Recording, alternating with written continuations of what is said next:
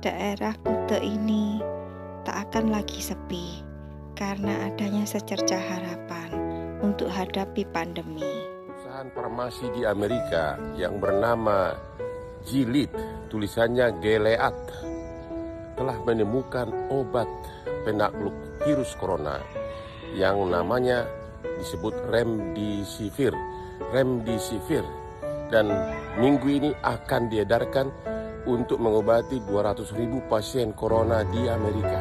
Semua sudah heboh, pasar saham jadi naik gara-gara penemuan obat tersebut. Ayo Pak Jokowi, ayo. Tapi pernahkah akan terpikirkan hal yang satu ini?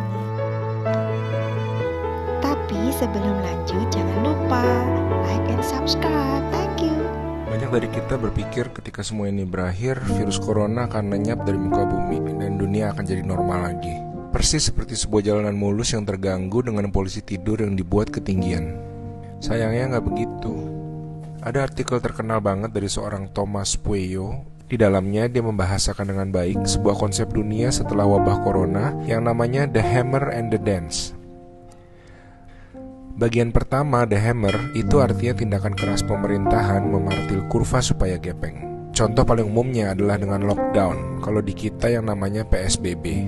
Tapi sudah pasti umat manusia dan roda ekonomi yang membuatnya hidup serta interaksi sosial yang membuatnya waras tidak bisa selama-lamanya ditutup. Jadi periode The Hammer suatu hari pasti harus berakhir. Nah, disitulah kita akan masuk periode kedua, The Dance atau berdansa. Maksudnya, walaupun setelah lockdown atau PSBB diangkat, kita akan harus tetap hidup berdampingan dengan ancaman virus itu di sekitar kita.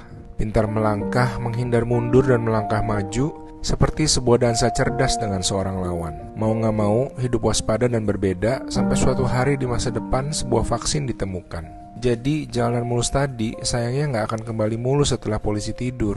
Tapi jalanan itu akan berkerikil dan berbatu sampai di suatu titik di depan baru dia akan mulus lagi. Contoh dansa yang paling mudah, semua orang harus menggunakan masker mulai dari sekarang.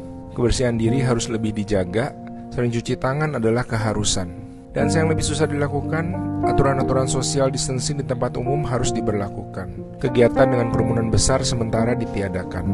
Bepergian, apalagi antar negara, harus sangat dikendalikan.